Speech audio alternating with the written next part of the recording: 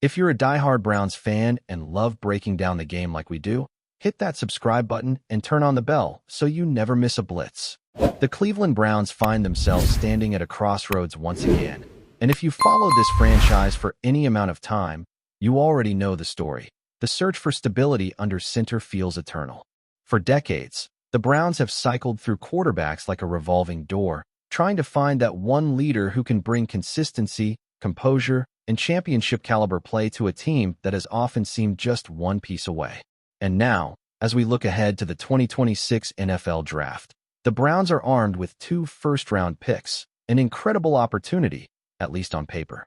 But as analyst Ken Carman recently pointed out, the draft board might not line up the way Cleveland hopes.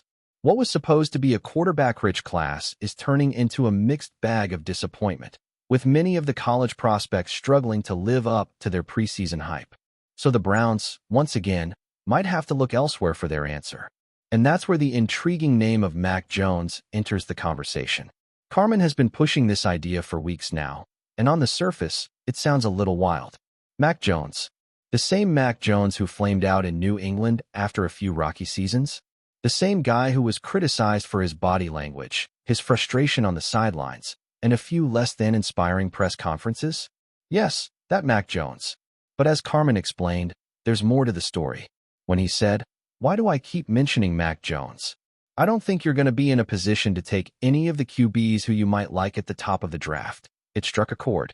The Browns have been chasing the dream of drafting a franchise quarterback for years. But what if the safer move, at least in the short term, isn't the flashiest one? He ain't that great, but he ain't that bad, Carman said, cutting right to the heart of it. And maybe that's exactly what Cleveland needs. A guy who isn't perfect but knows how to manage a game, take care of the football, and survive the chaos that comes with playing in the AFC North. Jones' time in New England was, to put it mildly, complicated. After being drafted in the first round of the 2021 NFL Draft, he showed flashes of promise as a rookie, leading the Patriots to the playoffs and earning a Pro Bowl nod. But the next 2 seasons unraveled fast. A disjointed offense, a questionable coaching setup that famously put a defensive coordinator in charge of calling plays, and an overall lack of support left Jones looking frustrated and lost. His confidence took a hit, and the Patriots' offense sputtered. Still, those who watched closely saw glimpses of the player who'd once been compared to young Tom Brady, a cerebral, rhythm-based passer who thrives when he has structure and weapons around him. Fast forward to today, and Mac Jones is quietly rewriting his own narrative. After a short stop with the Jacksonville Jaguars, where he served mostly as a backup and took the time to reset mentally, he's now found himself under Kyle Shanahan in San Francisco, one of the most quarterback-friendly systems in the NFL. And guess what? He's thriving. With Brock Purdy sidelined due to injury, Jones stepped in and hasn't looked back. In 5 games as the starter, he's completed 67% of his passes, thrown for over 1,400 yards, notched 6 touchdowns, and limited the damage to just 4 interceptions. The 49ers have won 4 of those games, and suddenly, that retread quarterback everyone wrote off a year ago looks like a polished, confident leader again. It's almost poetic, isn't it? A player everyone had dismissed as a bust suddenly finding new life on a team that knows how to put its quarterback in the right position to succeed. You look at the tape, and you see a completely different Mac Jones, calm in the pocket, making quick reads, delivering the ball with accuracy and timing. He's not forcing things. He's not trying to play hero ball. He's doing exactly what Shanahan's offense demands, executing the playbook with precision. It's the kind of renaissance that makes you wonder if maybe, just maybe, the Patriots system was the problem all along. Now, the Browns are watching. They have to be. Because when you think about the situation in Cleveland, it's not that hard to imagine Jones fitting right in. The Browns have a roster that's ready to compete right now. Their defense, led by Myles Garrett, is one of the best in football. Their offensive line, while not perfect, is still among the stronger units in the league. The running game, especially if Nick Chubb returns healthy, is a major weapon. What they're missing is a quarterback who can distribute, lead, and avoid mistakes. That's been their Achilles heel, whether it's been the inconsistency of Deshaun Watson, the flashes and fumbles of backup play, or just the lack of someone who can bring calm when the pocket collapses. Mac Jones isn't the kind of quarterback who will make highlight reels with 70-yard bombs or scramble for a first down when everything breaks down. He's not that guy. But what he can be is the steady hand this team desperately needs.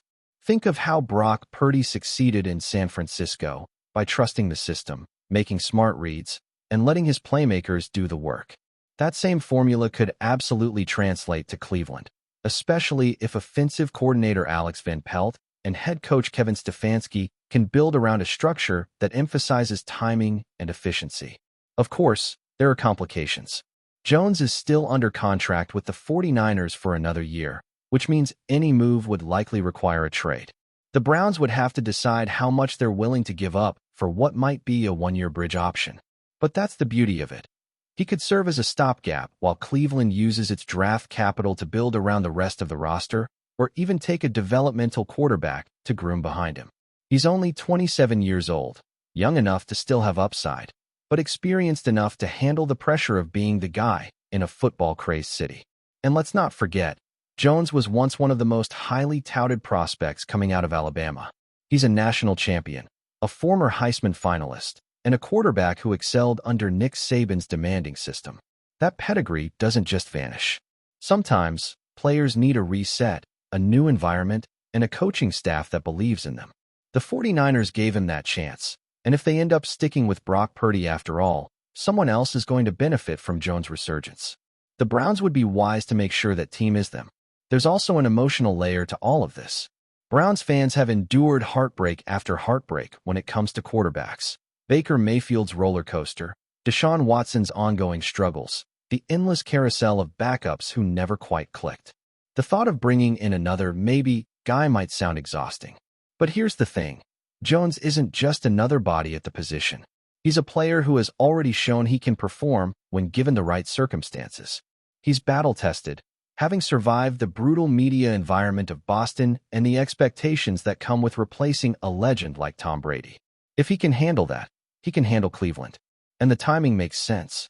The Browns' window to compete is now. The defense is elite, the offensive weapons are solid, and the AFC North is as tough as it's ever been. Waiting around for a rookie quarterback to develop might mean wasting another year or two of elite defensive play. Jones gives them a chance to stay relevant immediately. Imagine pairing his quick-release style with Amari Cooper's route running and David Njoku's athleticism. Imagine a steady hand running play action off a healthy Nick Chubb. It's not just a dream. It's a realistic formula for winning football. In a league where teams swing for the fences and often strike out, maybe the Browns should try a different approach. Aim for solid contact instead of a home run. Mac Jones represents that kind of move, a practical, grounded decision rooted in football logic rather than hype. And sometimes, that's what separates teams that keep rebuilding from teams that finally start winning. The Browns have been chasing the idea of a savior for years. Maybe what they really need is just someone who can steady the ship. So as the draft chatter heats up and Cleveland's front office starts mapping out scenarios for 2026, keep an eye on this storyline. Mac Jones to the Browns might not sound like the sexiest headline, but it could quietly be the most impactful move they make. Because if there's one thing this league teaches us every year, it's that second chances matter. And for both Jones and the Browns, this might be the perfect one. Enjoying the content so far?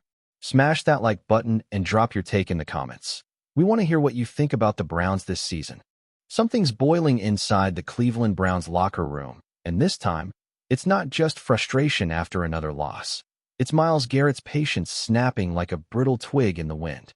For years, Garrett has been the heart and soul of this Browns defense. The immovable force, the quiet leader, the face of a franchise constantly stuck between hope and heartbreak. But over the last few days, whispers have turned into full-blown shouts around Berea. Garrett has finally had enough. And the target of his frustration? None other than Dillon Gabriel, the young, energetic quarterback who was supposed to inject new life into a team desperate for direction. Instead, he's become the center of controversy, and possibly the spark that lights a full-blown internal meltdown in Cleveland. It started with a sideline exchange that cameras almost missed.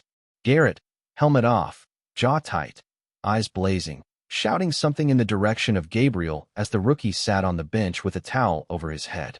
The words weren't fully caught on the broadcast mics, but one phrase was clear enough to lip read. "Enough, Dillon. Enough." And from that moment, social media exploded. Clips were replayed, slowed down, zoomed in, dissected by fans and analysts alike. What was Garrett referring to? Was it Gabriel's repeated turnovers? His lack of accountability in press conferences? Or was it something deeper? A brewing sense of frustration over leadership, effort, and what it means to wear the orange and brown. Sources close to the team, the ones who've seen the simmering tension day after day, say this has been building for weeks. Garrett, who's always prided himself on professionalism and discipline, has grown increasingly annoyed by what he perceives as Gabriel's lack of urgency. The Browns' defense, battered but still fighting, has carried this team through games where the offense barely moved the chains. Garrett has reportedly spoken up multiple times behind closed doors, calling for accountability and focus, but his words seem to have fallen on deaf ears. One insider put it bluntly, "Myles is tired of being the only adult in the room." That quote alone sums up the vibe around Cleveland right now, chaos disguised as calm. And you can feel it.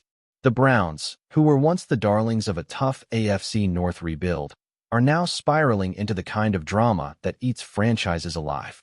There's finger-pointing, silent treatment, and a growing sense that not everyone is pulling in the same direction. Garrett's public outburst was just the visible tip of a much larger iceberg. Behind the scenes, team meetings have reportedly turned tense, film sessions filled with eye rolls and frustration. Gabriel, for his part, has tried to play it cool, telling reporters that he and Garrett are good and that emotions run high in this game. But nobody's buying it. The chemistry looks broken, and the cracks are showing everywhere.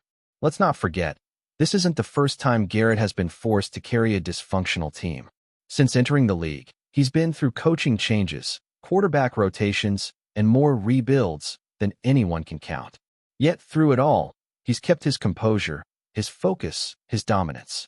He's been the constant. So when a player like that, someone respected league-wide for his work ethic and poise, finally loses his temper, it means something. It means something's gone terribly wrong inside the walls of the Browns facility.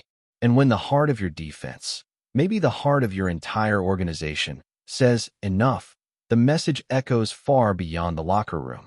The most troubling part? This feels like déjà vu. Cleveland has been here before. Talented rosters undone by poor communication, fragile egos, and leadership vacuums. Fans remember the Baker Mayfield saga, the Odell Beckham Jr. drama, the endless carousel of coordinators. Each time, there was hope that this iteration, this new core, would be different. Yet here we are again. The details may have changed, the names, the positions, the circumstances, but the song remains the same. A franchise with potential, undone by its own inability to stay aligned.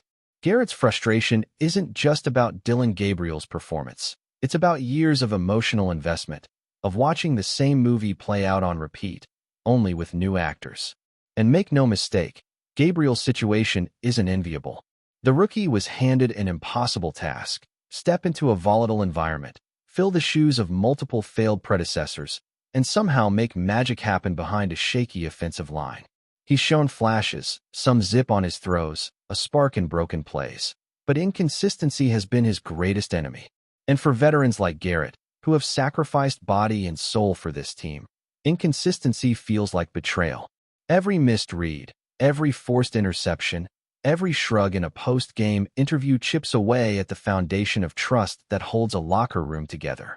That foundation now looks dangerously cracked.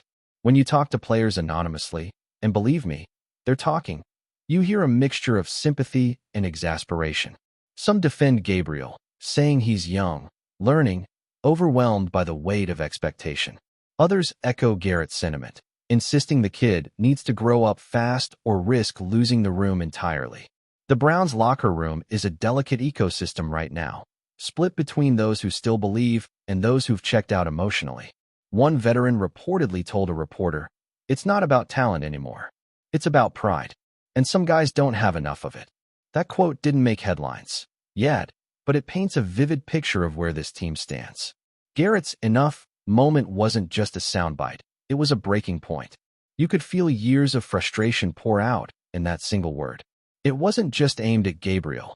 It was aimed at the culture, the complacency, the constant cycle of hype and disappointment. Garrett's always been a man of few words, but when he speaks, the entire locker room listens. The question now is whether anyone will respond. Will head coach Kevin Stefanski step in and calm the waters, or has he lost the locker room's ear entirely? Will management back their defensive superstar or double down on protecting their young quarterback's confidence? These are the decisions that define eras, that determine whether a team climbs back up or collapses for good. There's another layer to this, too, the public perception. Browns fans, some of the most loyal and long-suffering in the NFL, are growing restless again. Social media threads are overflowing with arguments. Hashtag Team Garrett versus hashtag Team Gabriel, while analysts debate who's truly at fault. The city that once dreamed of playoff redemption now feels the familiar sting of dysfunction creeping back in. And through it all, Garrett remains the emotional barometer. When he's focused and calm, the team follows his lead. When he's frustrated and fiery, it's like an earthquake shaking through every level of the organization. And let's be honest, no one can really blame him. Garrett has been through hell and back for this franchise. He's seen teammates come and go, promises made and broken, seasons of almost and next year. To see him reach a point where he publicly snaps says more about the organization's state than about him as a person. It's a cry for change, for accountability, for leadership that actually leads. Whether that message gets through, to Gabriel, to Stefanski, to ownership, remains to be seen. But one thing is certain, Myles Garrett has drawn a line in the sand. The era of quiet tolerance is over. The message is loud, clear, and impossible to ignore. Enough. This could be a turning point, or the start of another downward spiral. If the Browns rally around their captain, use this fire as fuel, and start demanding more of themselves, maybe this will be remembered as the moment everything changed for the better. But if egos dig in, if the silence stretches, if apologies never come, this could be the spark that burns it all down. For now, all eyes are on Cleveland. The fans, the analysts, the league, everyone's watching to see how the Browns respond. Because when a player like Myles Garrett says, enough, the world listens. And the only question left is, will the Browns finally listen too? Thanks for riding with us on another Browns Blitz. If you liked the video, share it with a fellow fan, hit subscribe, and ring that bell so you're always part of the Dawg Pound conversation. Go Browns!